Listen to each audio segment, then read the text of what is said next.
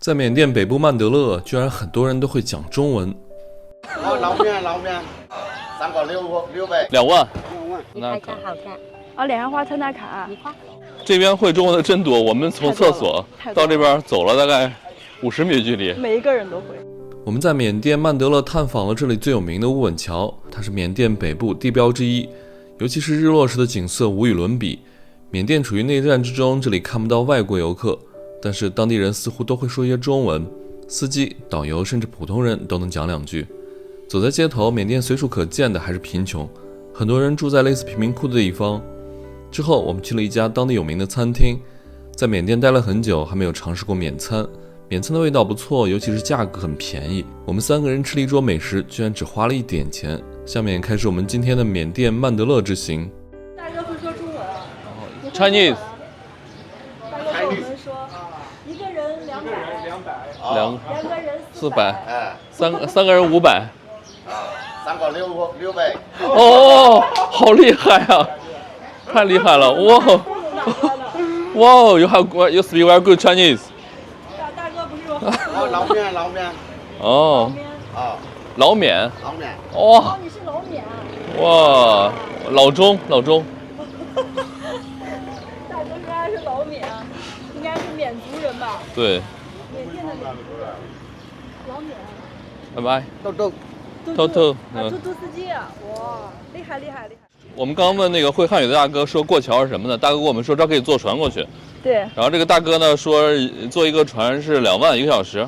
2万。3个人就是包船的价格。对。40多块钱1个小时。是。no later OK。大哥也会那个一点中文啊。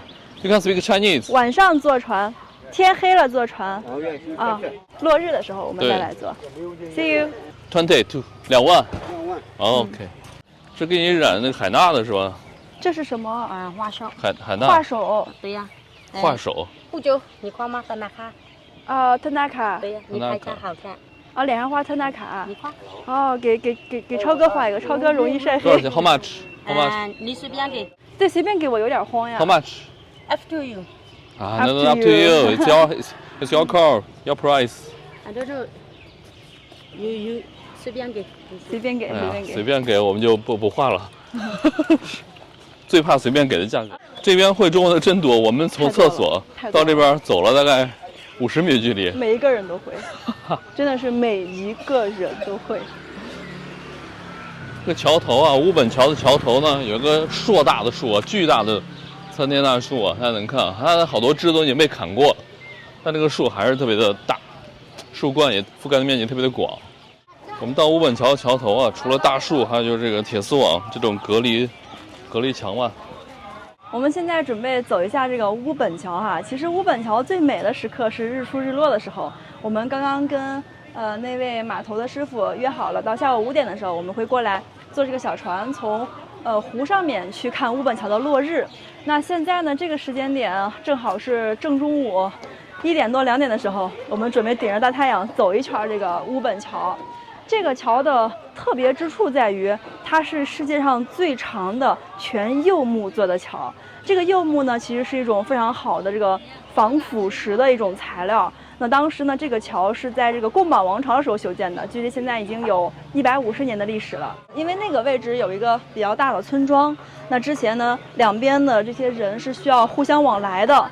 那最早的时候，这块是那种比较普通的木桥，这个桥就每年发水的时候，雨季的时候就很容易被冲断。所以到了贡榜王朝的时候呢，当时的这个国王呢就下令用这个非常珍贵的柚木重新修建一条全新的这样子的木桥。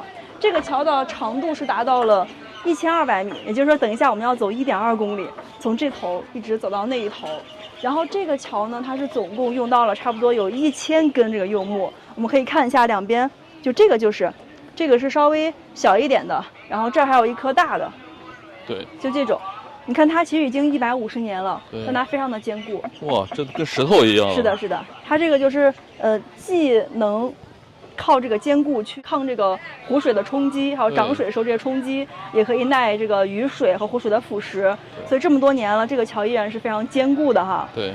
不过呢，话说回来，它毕竟是一座木桥。这个桥，在去年11月份的时候有过一次就断掉了。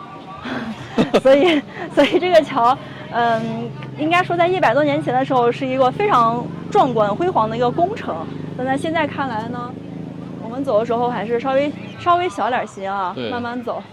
这个帅哥在给脸上涂 Tanaka， 他这个是有图案的，女孩一般涂一个树叶，像这小姑娘涂的这个，然后男孩就比较随意了。哇，这也是个树叶啊，好看。这些人在这儿卖这些手工品啊，是的，小朋友就在地上这样子睡了。对，跟着妈，这好像是甘蔗汁吗？对，跟妈妈一块儿睡了。对，因为这会儿是正中午，特别的热。诶，这是啥？姐姐，猫头鹰，感谢。猫头鹰。哦，猫头鹰。这个小妹妹说：“姐姐，这是猫头鹰。”姐姐，猫头鹰啊！这个小的也是猫头鹰吗？麻雀。只有这个是猫头鹰。哦，这猫头鹰都睡着了。对。它们是不是只有晚上是醒来的？这个已经超过了小妹妹的语言范围了。Thank you， 结束吧。再见，谢谢。猫头鹰在这边可能不是保护动物吧，在我们国内其实是保护动物的。这个桥上有很多人乞讨啊。这个桥其实挺危险的，菲菲你看，因为旁边没有护栏嘛哈。对。哇，哪怕在桥基这一块，下面就是这么高，4、5米感觉。妈呀！其实还是挺危险的。挺危险的。这个木头真的感觉其实还挺坚固的。很坚硬，像石头一样。对。好多人在这儿拍照啊。大家知道吗？这个乌本桥在缅甸本国也是非常非常有名的，有很多来自于比如说那个仰光呀，还有其他的比较大的城，像东芝啊、毛淡棉啊，很多本国的居民他们也来这儿玩。因为在本国人的眼中哈，他们是把乌本桥叫做情人桥的，所以我们刚刚可以看到很多那种小青年啊，手拉着手一起从桥上走一圈。因为呢，大家都觉得呢，这个柚木做的桥几百年都可以不腐朽。那从这个桥上呢，小情侣们手拉手走一圈，他们的感情也会比较坚固，100年都不会变，就是取这个意思。所以这块的这个小情侣是非常多的。哇，还有僧人啊！对，这是小尼姑。明格拉巴。这个僧人呢，他们是往返于这个桥的2头的，因为那头也有寺院，这头就是我们早上去那个，对，那个最大的一个佛学院。是的。所以人特别多。哦，这是个什么样的乐器？对，走路一定要注意安全哈。也就是我们在这边解说边走啊，狒狒边解说边走，特别危险，两边没有护栏。对，这个脚啊一定要抬高。对，它这个桥面这些木头是不平的，绊一下就摔下去了。是的，是的，其实还挺危险的。这个乌本桥的2边呢是修了很多这样的椅子给行人坐，然后再往中间走呢，还有6座亭子是遮风挡雨、遮太阳的。除此之外，再没有任何能遮阴的地方了。狒狒到前面去了，我跟大家看一看。哇，这个桥真是危险呀！看我下面吓得我都不敢靠边走，太可怕了。感觉有3层楼那么高了吧？3层差不多10米了，在这儿。桥基那一块4、5米吧，这块10米了。所以走这个桥特别的注意安全，稍不留神你就要残废了。你看这儿还有当地人刻的这个名字啊，一看就是情侣刻的。对。M 加 S， 对，然后用这个小心形给它圈起来。哇，不知道这对小情侣有没有结婚啊？这边还有 C 加 Y。这个乌本桥呢，在当年修建的时候呢，它不是用了差不多有1000根这个柚木。当时呢，这个柚木和桥面之间的连接处是没有用到任何一根铁钉的，因为那个年代也没有铁钉。当时呢，就完全是依靠这个榫卯结构把它们固定在一起。当然现在呢，这个桥已经加固过很多次了哈。你看我们脚下这个位置，对，这个板和框去定的这个位置就有很多的铁钉，是的，包括这个主要的这个柱子上面连接处也是用铁钉加固了。是的。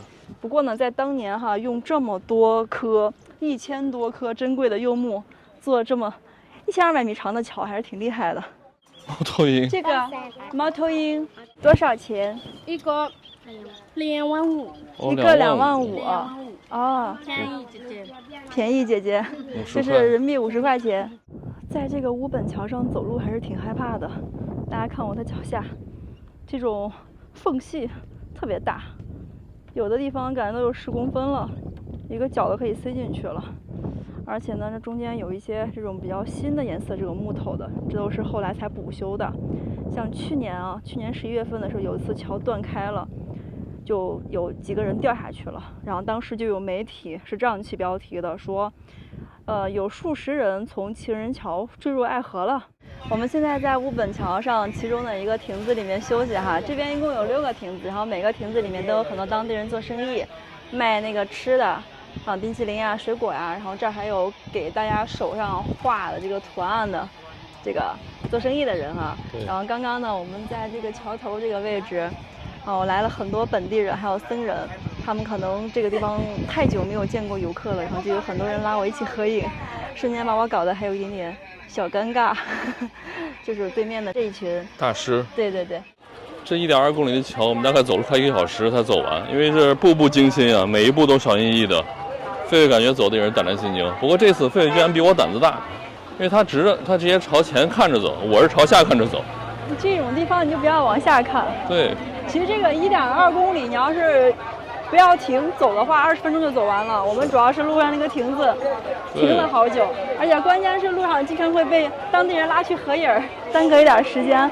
我们现在终于是到了乌本桥的这一头了，这个位置还挺热闹的啊，桥头这里。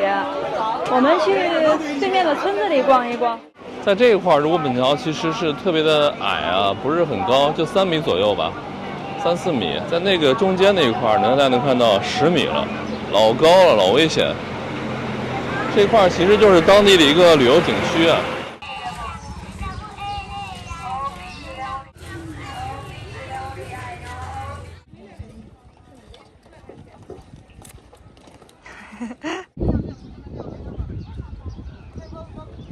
狒狒搞了个娃，抱一抱，旁边这个美女的娃，带回中国吧。偷偷抱回家，这小孩多可爱，他那个小脚，对，这么小，还有一个小脚，这小孩就几个月吧，感觉还不怎么会坐。哎呀妈呀，看手机呢，他好乖呀。我抱他也不哭。你看，这小年纪2人开始涂防晒了。对，穿大卡。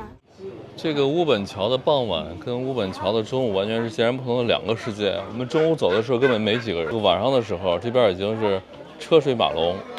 这里是马哈加纳扬寺院的后门，这里还有一个小的地摊儿，有3、4家在这里卖吃的。这有2个小师傅，他们刚刚在这吃串串，2个人加起来吃了那么10来串吧。不过呢，现在是下午的4点多哎，这俩小师傅应该是偷着出来吃东西了，小孩饿了。他们说的是过午不食，每天上午的10点是当天的最后一餐饭。但是这个佛学院的门口就开了这几个摊儿，实在是抵不住诱惑呀。这个是油炸的，然后中间是炸的肉，这一圈有各种各样的丸子。这边是卤了一锅，我看猪耳朵、猪大肠、猪肝什么的。在寺院的对面呢，有几个小伙子在玩这个藤球，这个是缅甸的国球，这边玩的人特别多，是一个竹子编的那样的，直径大概10公分多一点的。哇，这个好像就是不能用手，别的部位都行，用头顶、用脚踢什么的都可以，感觉挺有意思的。我们现在在这个村子已经逛到了村子中间了哈，然后这儿有一个小的树林子，跟个小广场一样，里面又聚集了好多人。我们看看他们在干什么。这个大爷要出摊儿了，不对，是个小哥。刚刚那个太阳有点刺眼，看成了大爷，因为这个小哥是个光头。这个地方感觉是当地人娱乐的一个场所，像是。这又是个什么游戏？当地小孩的每天的日常活动。对，玩游戏，好像我们那边砸沙包啊，你要躲着不要被砸到，挺好的。没有这个电子产品的童年啊，对，大家聚在一起玩。这又是个什么规则？每次看半天看不懂。这个喵屋是什么？喵喵喵！这个位置我怎么感觉像是村子的一个公用的院子？你看。那儿有几户人家是对着这儿的，然后这边都一样。对，然后这个大的院子是有几个通道通往村子中央的位置。是的。咱也搞不懂这是个什么对，地方。这还有口井，好像是。是吗？我去看看。上去。这个树挺大的，挺多年了。曼德勒这边树都是巨大的。好像是真的是井哎。嗯。我看到还有人打水的那个痕迹。哇哦！哇塞！哦，这个井感觉哇，好深啊！有30米了。对，好深。发现了一口深井啊，在这里。湖井，当地居民这个生活的环境可能不太好，全都是这种垃圾堆在一起，各种塑料袋，这种不可降解的废物。你看，你左边就是两个居民的房子。对。这个就感觉挺贫民窟的，就这一点儿。哇，门口还放的是桌子。嗯。餐具，然后挂的是毛巾。就感觉这个厨房、卧室都在一起，都是一个很简易的棚子。它这个棚子就四周用4根比较高的木桩子撑起来，然后顶上用这个竹竿和木桩子一起搭了个顶棚。是。边上一圈围的是这种席子，对，和塑料布，就这样组成了一个家。嗯，对，有人在里面睡觉。它这好像还有一个帐篷哎。对，帐篷。然后门口这一点就感觉是一个厨房加餐桌的一个位置。对，上面挂的有衣服。对。2个蚊帐，2张床，在睡觉呢。对。然后这边这一户不知道是他们同一家还是说另外一家的。对。哦，这个生活环境真的是不怎么好啊。我们就不打扰别人了。嗯，这些小朋友可能就是这边这些居民的。这个门口坐了几位这个大哥和大嫂们，都在很好奇又警觉地看着我们几个。我们在寺院的隔壁发现了这样一个当地人饮水的装置，给大家看一下哈。其实这个在缅甸非常多，我们走一点路就会看到这种装水的坛子。这个就是他拿这个草帽，然后把这个盘子和杯子盖起来，这个杯子就用来舀水的，这个盘子是用来盖这个水坛子的。打开看一看啊，这里面装满了清凉又干净的这个饮用水。如果当地人走到这儿渴了的话呢，他们就会拿这个杯子在里面舀水喝。水看上去是挺干净的，但是它这个杯子是大家都能用，很多人都在用的。刚刚呢，我们看到了这个村口有一个广告牌，上面就画的是关于这个结核病的一些防治的一些宣传吧，就是说如果你出现了下面1、2、3、4、5、6种症状，那就请及时就医，大概是这个意思。也可以看出呢，这片区域的这个结核病应该是比较严重的。现在是下午的5点半了，我们准备坐船到湖上面去拍这个乌本桥的日落。乌本桥的日落呢，很多人评它是这个世界上10大最美的日落地之一。我们现在需要坐船划到那个湖心的位置去，因为这个太阳是从那个角度落下去的，就刚好是这个桥通过去之后后面那个角，所以我们现在站在这儿是看不到的，必须得去差不多到，就感觉已经快到桥那头了，是的，那个位置才可以看。我们现在呢在这儿找了一个船哈，这个船其实我们今天刚刚到这个桥边的时候，这个大哥就跟我们说好了，我们是3个人，一共2万缅币，包这个船1个小时，大概就是40多人民币吧。对。现在大哥去把他的船划过来了，划到这个简易的木码头这儿了。我们现在下去坐船。我的天哪！我说密集恐惧症都放了。蚊子太多了，上面。这是我在泰国买的神器，特别好，基本上喷了蚊子就不来了。嗯。给，喷完给超哥。太阳还在上面，马上就落了。哦，这个角度好好看啊。对。太美了！这一到傍晚，乌本桥上的人好多呀！你看，那半段后半段还好，这前半段密密麻麻的，全是游客哈。还有人推着自行车，是2边往返的。哇，我竟然来到了乌本桥，这个名字就从很多的这个网站、杂志上都能看到。我竟然来了。乌本桥呢，可以说是曼德勒的一个地标了，就跟阳光的大金塔一样。大家提起缅甸的旅游呢，就会很快的想到乌本桥啊、大金塔呀、茵莱湖啊，这些都是标志了。哇，看到太阳了吧？嗯，看到了。好美啊！夕阳好美啊！太美了。虽然这个水啊，跟茵莱湖的水质比不了，茵莱湖的水特干净，但是呢，这个阳光夕阳下，你觉得跟仙境一样。但实际中可不是仙境啊，我们旁边全是蚊子。说实话，这个景色是美的，但这个东塔曼湖怎么感觉这个湖水有点脏啊，味儿好大，臭臭的。对，哎，只能看看景色了。没事，反正我们的观众闻不到，大家欣赏美景就好，这个臭味留给我们来消化吧。太美了呀！这是传说中最美的缅甸的剪影。大哥已经停这儿了，让我们来拍日落。老司机啊！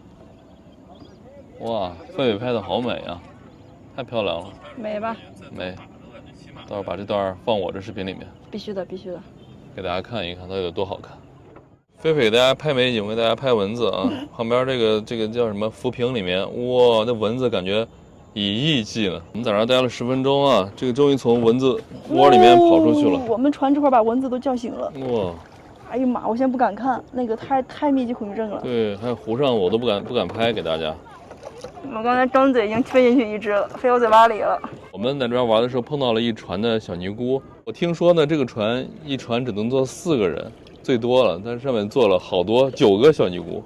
我们的船长划了会儿船啊，然后我们现在已经基本上到湖的靠内的位置了，能看到旁边有各种各样的佛塔，有金塔，看右手边那边是一个大金塔，老壮观了，是个金塔。再往前呢，还有金塔，还有白塔。这边还有个超高的佛塔，佛塔的肩部还亮着灯，好像一个舍利一样。像《西游记》里面那个舍利塔，像，太像了。到了这个位置呢，我突然想高歌一曲：最美不过夕阳红。嘿，继续唱呀。这个好像不太符合现在的情境。来，咱们一块儿唱吧，1、2、3。让我们荡起双桨。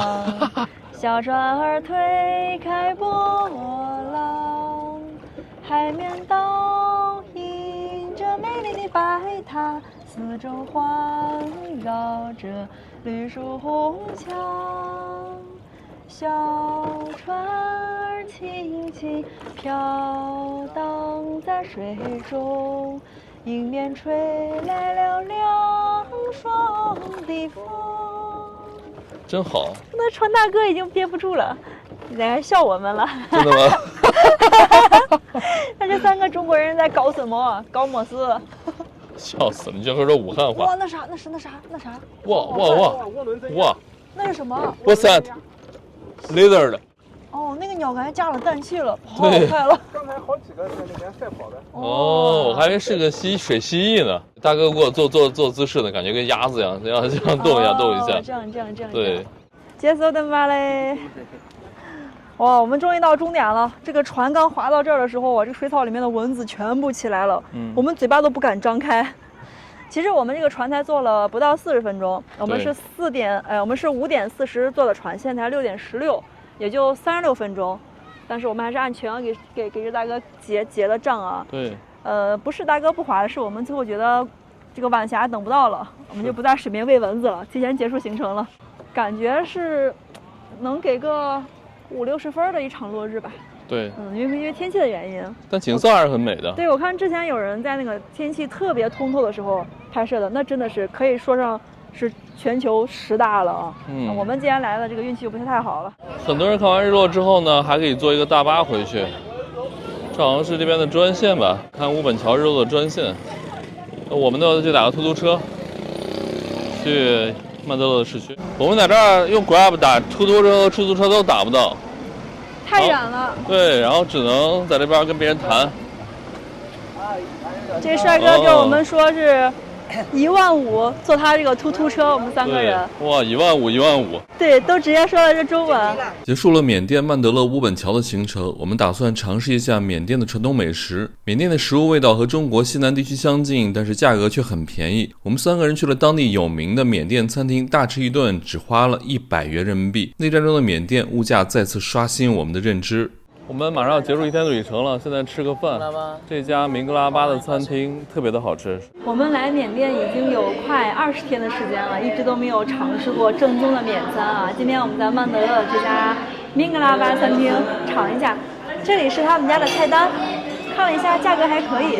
第一页是这个个果汁饮料，每一杯差不多都是7块钱。这也好像是他们家的一些小吃，比如说像这个就是烙的这个小饼儿，这个是那个豆腐，油炸豆腐。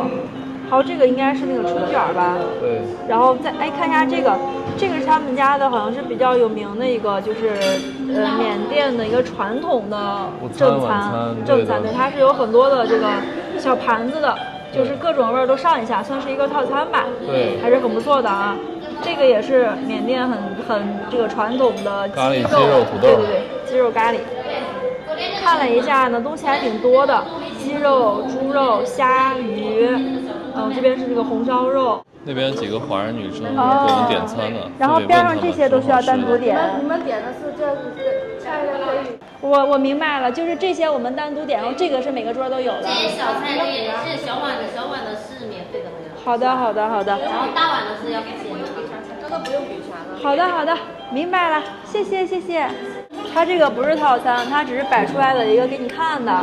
然后它这个每一桌呢，无论你点什么，它都会给你一个这个，还有旁边的这些小咸菜，就是小碗这种。对。这个都会给你，然后这些是你需要单点的。懂了，就是菜是需要单点的。对。所以我们就大概是一个人选上一份这个主菜，然后这个米饭还会给你配，旁边这些小菜配的都是那个免费配的。我们的餐已经上齐了，哇，好丰盛啊！这个大大小小的盘子加起来得有个20-30个了吧？对，我们3个人今天晚上丰盛的缅餐，给大家介绍一下哈。首先呢，中间的这个盘子就是无论你点什么样的主餐，它都会给你上这样一份配菜。这个里面还是很丰富的哈，你看这个就是那个小茄子，然后黄瓜，这个是胡萝卜，这里是这个笋。这个应该是苦瓜吧，还有长豆角，菜花，这个也是这种扁豆角，对，中间就是酱料了。这个酱料呢，里面有有鱼，主要是鱼和其他的一些香料，是的，做这个酱料是蘸这个菜用的。对，然后呢，这些也是免费的哈，这旁边的这几个小的这个碟子，这个我刚才闻了一下，还挺香的，但是我没有听懂这个。对。这个服务生说的是什么哈？说的比较快，它4个感觉都有一些鱼，除了这个是个豆子哈，剩下3个都有一些鱼。反正都是配菜吧。看样子它这个主菜有点像苦瓜，有点像。这个也是其中的配菜，然后这4个都是免费的。1、2、3、4，这4个配菜，这个是那个小鱼干。对，小鱼干。大家看一下，这小鱼干。对。然后这个是一种豆子。对，除了这4个配菜之外呢，还有2份这个酱。对，这是鱼虾酱。对。是不是有股鱼味、虾味？是的，虾酱。然后这个是辣椒，这个就厉害了，是油泼辣子，辣椒油。对。说完了这些免费的哈，再给大家看一下我们这个收费的点的是什么。首先就是我们3个人点了3份主菜，这个就是猪肉。对，这个猪肉里面还有青芒果，说是。对，这个大概是20多24人民币吧。对，还挺贵哈。对，你看它少，但是每一份这个主菜是会配一份饭，饭的数量是不限的，文刀吃的少，我这个多，然后再配一份这样的汤。对，所以我们3个人每人点了一份主菜，都配了米饭和汤。对，这个汤也是不错，里面是长豆角。然后这个就是其中的第1份主菜，这个是第2份主菜，是一个鱼。其实他们家招牌的鱼呢，看着是比较好，但是卖完了。我们现在点的这个是非招牌，但是也不错。对，说加的什么叶子我们也看不懂，一会儿只能尝尝了。这看起来也不错。这个是这个超哥点的一个主餐，咖喱牛肉，超哥最爱的咖喱牛肉，对。然后我们3个呢，就是这个主菜旁边都是配的汤和米饭。对。再给大家看一下我们点的3份甜点哈，这个呢就是里面有这个像果冻条什么的，对，还有椰子。对，然后这个是椰丝。还有椰丝。对，这个吃的时候倒进去就好啦。还有面包哈。对，这个价格大概是人民币7元。然后这个呢，就是非常传统的缅甸甜点了，它的英文名字叫做传统缅式甜点，很简单。然后这个里面的内容就比较丰富了，一会儿我们吃的时候给大家可以介绍一下哈。这个价格稍微贵一点，这个10块钱。是。还有一份呢是这个甜点，这个5元人民币。这个就有点像我们吃的那个冰粉或者是凉虾什么的，你看。凉虾好像凉虾。也是用米做的这个，看着不错哈，对我忍不住了，先来一点。尝一尝。味道是差不多的，是两家吗？是两家。哦，然后它也是用这种红糖什么的，味道就比较的，果然一样。对，就很像我们在国内吃的这个味儿了。对，这就是我们今天点的这个餐品了。还有一道是这个沙拉，对，这个是茄子做的，茄子沙拉。就有点像我们之前在东芝夜市上吃的那个，对，凉拌茄子。这一餐的价格呢，我们没有细细的算过啊，但是应该不贵，每一份主菜基本都是人民币20多块钱，所以整个的算下来也就是个，还有饮料，应该我们盲猜一下吧，80元左右。一会儿结账的时候我们再看一看。对，超哥你猜一个价格？我猜大概差不多，应该100块钱以内。哎，我猜个98。猜98，我猜80，你98。对。然后超哥说一个确切的数字。具体的。我猜100。好，一会儿我们结账的时候就见证奇迹的时刻了哈。对，那我们就开始吃饭吧。我刚刚尝了一下这个菜哈，每一样都很不错，只有这个我吃不太习惯。这个我刚刚说它像苦瓜，它实际上就是苦瓜，苦瓜和那个鱼做的一个酱，太苦了，因为我本来就不爱吃苦瓜。然后我们这个主菜呢，就是量比较少一点啊，像我们这个鱼里面一共就2块。那个牛肉也是，3块，猪肉也是，对，牛肉还有3块啊，猪肉也是3块，那还不错。我没有吃牛肉，涛哥那个牛肉怎么样？咖喱牛肉感觉就是咖喱味儿有点重哈，而且是很咸，特别的咸。应该是比较那个下饭用的吧？它那个汤汁儿看着很浓郁的样子。哇，这汤汁儿太浓郁了，我跟你讲，这太带劲了，它这味儿太齁了。然后这个酱味道不错。也是有海鲜，吃起来就香香的，还有点辣椒，辣辣的。对，这个相当不错。然后我觉得这个豆子我不知道名字，但它很好吃。什么味儿的？就是咸咸的。哦。然后里面那个豆很多，很香。我不知道它是什么豆。对。大家有没有认识的？可以打在评论区啊。就这个豆子哈，大家看一看。有没有人认识的？对。然后这个挺好吃的。这个是那个茄子，对，茄子洋葱，茄子洋葱，然后拌了有一点点那个蒜和青椒，对，挺好吃的，非常的爽口，这个味道是很不错的，尝一下这个鱼，那个鱼勺子一下去，一分开就感觉它特别的新鲜，肉特别 Q 弹，尝一下这个鱼，这个叶子是茶叶，哦，茶叶，对，它里面有特别香的那个茶香味道，对。这个也不错。虽然他们家那个招牌的鱼卖完了，我们点的是非招牌的，但也不错。这家餐真好吃啊！本来我们对免餐没有抱太多的期待哈，因为我们毕竟是中国人，可能不太能吃得惯，但没想到还意外的好吃。我们的主餐已经结束了，我们3个人都把这个牛肉、鱼还有这个猪肉都吃完了，但这个免费送的这个小碟儿还没有人吃，我来尝一个吧。它这个就是，菜都是煮熟的，这豆角呀、菜花呀都是熟的。老板看我们是中国人，还给我们拿了3双筷子。我来尝一下这个，来一个菜花，蘸一点它这个料。这料刚刚是啥？我给忘了。说有鱼还是什么东西？哦，好像有点青椒和蒜，我看到了。对。尝一下啊。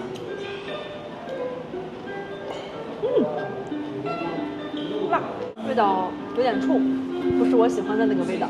我来尝一下我们的这个甜点，刚刚服务生给我们拿了3个空法。哇，这个真的是果冻啊！对，这个绿绿的，有点像绿色的那个凉鱼儿。这个不就是那个西米露、清补凉吗？哦，就是那个椰奶里面加各种各样的这个果冻料，哎，不错哎，它跟海南的清补凉一模一样的。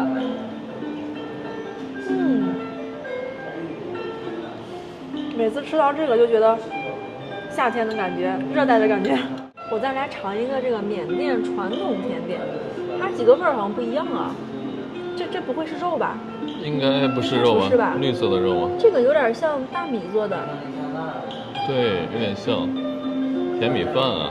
我怎么只弄下来这一块呢？这块好像肉啊。开盲盒。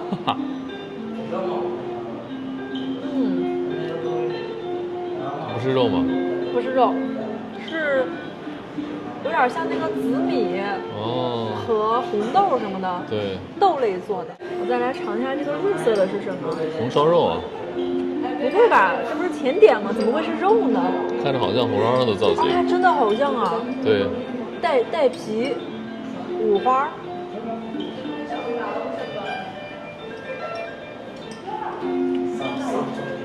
我不太能尝出来是啥，也是这种甜甜的、糯糯的，应该是大米做的。这个服务生小哥都看我笑了。Complimentaryမြန်မာတစ်ဆက် OK， 也是这个也是那个缅甸的甜点。free 哇，送给我们的，接受吧。其实的嘛接受的嘛嘞。 Yeah. 送给我们的。 Sticky rice with brown sugar. 哦。 Another one, Burmese homemade green tea 哦。with lemons and 绿 the 茶。 sour. Yeah. This one is ginger. 哦，姜丝。 Another one sesame bean. Yeah. 一种豆子哈。 Mix together eat. 哦 ，mix together。 OK。混合着吃这3个。哇哦 ，looks good. Thank you very much. Thank you. 哇，这个就是那个绿茶，对，然后就是一种豆子，这个是姜丝儿。对，我来尝一下这个吧。对，这个看起来非常的不错哎。我说什么米和鸡肉？鸡米花吧，可能是。对。Everybody like this. Everyone like it. Very good. 鸡米花。甜的。哇。A little sweet. 哈。Thank you. 我们这个吃着饭呢，就停电了。而且这个停了好久都没来啊。是，停了一下没缓过来。对。这个老板家的发电机还没有启动。缅甸这边随时停电，真的是太恐怖了。现在才几点？终于来电了。正好给大家报一下最终的这个价格啊，我们的这个账单来了，我们一共花了是6万整的这个缅币，6万整的缅币大概是人民币120多了，125大概。原来我们都把这个点的这个可乐呀、水啊什么的、芒果汁啊都给忘记加了。对。但是很好，也很丰盛，吃的很好，味道也不错。对。就这样吧，买单。这里是缅甸第2大城市曼德勒，晚上8点的街景，给大家看一下，到处都停电，没有电，也没有路灯。我们3个在大街上就完全靠着坚强的意志和坚毅的眼神在行走。这边这个灯呢是这个大户人家的别墅区的，看看这里啊，这里主要就是老百姓的房子，就太黑了。还有发电机的声音，像这一片就属于比较亮的了，还有别的路更窄更黑的巷子，那挺吓人的。这晚上，走吧，我们继续摸黑往酒店赶吧。